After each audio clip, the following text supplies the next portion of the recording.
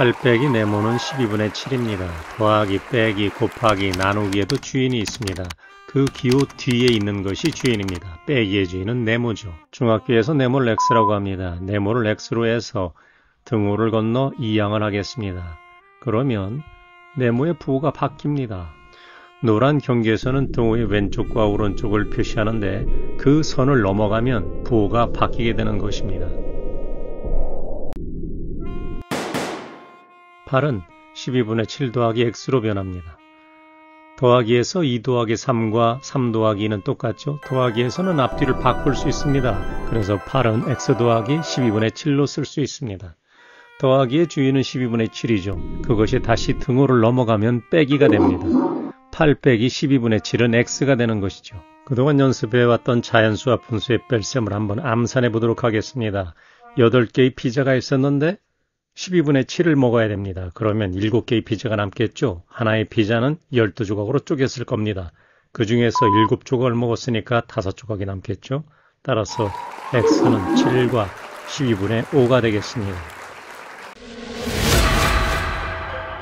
2와 8분의 3 빼기 8분의 7 더하기 3과 8분의 6을 하면 얼마가 될까요?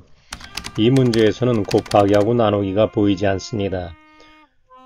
곱하기하고 나누기가 없이 여러 개의 더하기와 여러 개의 빼기로 이루어진 식에서는 우리가 원하는 대로 순서를 바꿀 수 있습니다. 더하기와 빼기, 곱하기, 나누기에는 주인이 있다고 말씀드렸죠? 그 기호 뒤에 있는 것이 주인입니다. 순서를 바꿀 때 주인과 부호가 함께 움직인다는 것만 주의하십시오. 그러면 2와 8분의 3 더하기의 주인은 3과 8분의 6이죠. 빼기 8분의 7, 빼기의 주인은 8분의 7입니다. 이것을 계산하는데 자연수 부분을 먼저 계산하면 5입니다. 자연수 뒤에 있는 분수를 계산하면 8분의 9가 되겠습니다. 빼기 8분의 7을 하시면 됩니다. 5와 8분의 2로 계산됩니다. 위기의 순간에 여러 명이 2톤의 차를 들어서 사람을 구조합니다. 수십 명이 비행기를 끌어서 잡아당기기도 하죠. 그런데 이 그림처럼 양쪽에 수백 명이 달라붙어 줄다리기를 하면 그 줄은 전혀 움직이지 않습니다. 미동도 하지 않습니다. 왜 그럴까요? 오른쪽으로 가는 힘과 왼쪽으로 가는 힘이 작용하기 때문입니다. 오른쪽으로 갈 때는 플러스, 왼쪽으로 갈 때는 마이너스가 되는 것입니다. 그럼 이 문제를 시작하겠습니다. 집에서부터 학교까지 가는 길을 계속 연결해 보도록 하겠습니다. 우선 집에서부터 은행까지 갑니다. 오른쪽으로 갔죠? 더하기입니다. 은행에서 서점까지 갑니다. 왼쪽으로 가죠? 이것은 빼기가 되는 것입니다. 서점에서 학교까지 갑니다. 다시 오른쪽으로 가죠? 이것은 더하기가 되는 것입니다. 집에서부터 오른쪽으로 1과 4분의 1을 갑니다. 은행에서는 왼쪽으로 4분의 3만큼 가니까 빼기가 되겠죠? 다시 서점에서는 오른쪽으로 1과 4분의 3을 가니까 더하기가 됩니다. 덧셈 뺄셈에서는 우리가 원하는 대로 순서를 바꿀 수 있습니다. 1과 4분의 3이 더하기의 주인이죠? 빼기의 주인은 4분의 3입니다.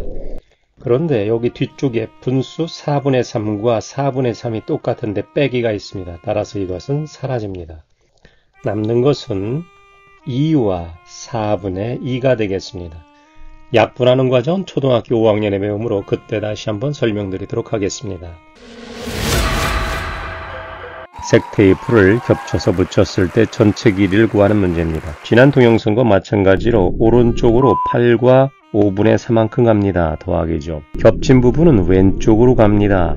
이것은 빼기가 되는 거죠. 다시 오른쪽으로 8과 5분의 4만큼 가면 끝에 닿습니다. 그래서 이것을 식으로 쓰면 8과 5분의 4 빼기 2와 5분의 2 더하기 8과 5분의 4가 됩니다. 밑에 그림 역시 마찬가지입니다. 7m만큼 갑니다. 오른쪽으로 가죠. 1과 8분의 3만큼 겹쳐하니까 왼쪽으로 가야죠.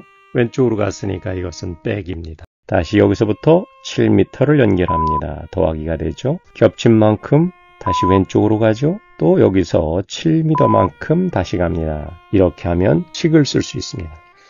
7 빼기 1과 8분의 3 더하기 7 빼기 1과 8분의 3 더하기 7 이렇게 쓰시면 됩니다. 여러분은 충분히 이 문제를 해결할 수 있습니다.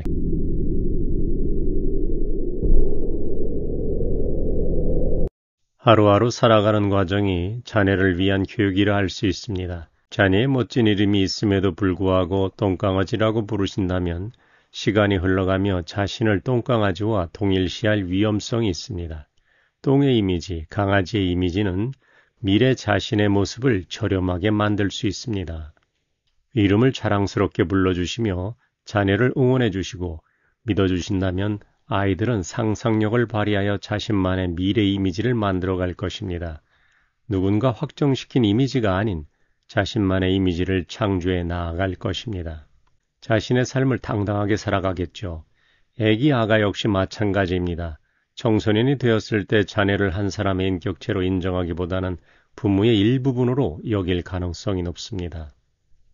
어떤 상황에서는 부모의 의견과 자녀의 의견이 충돌하게 되는데 자녀 의견을 존중하지 않고 부모의 권위를 내세우는 방향으로 문제를 해결할 가능성이 내재되어 있습니다. 부모의 바람이 자녀를 위한 것이라면 이름을 불러 한 사람의 인격체로 존중해 주는 것이 좋지 않을까 생각해 봅니다. 여러분은 잘하실 거라고 생각합니다. 여러분에게는 아직 기회가 많습니다. 다음 시간에 또 찾아뵙겠습니다. 감사합니다.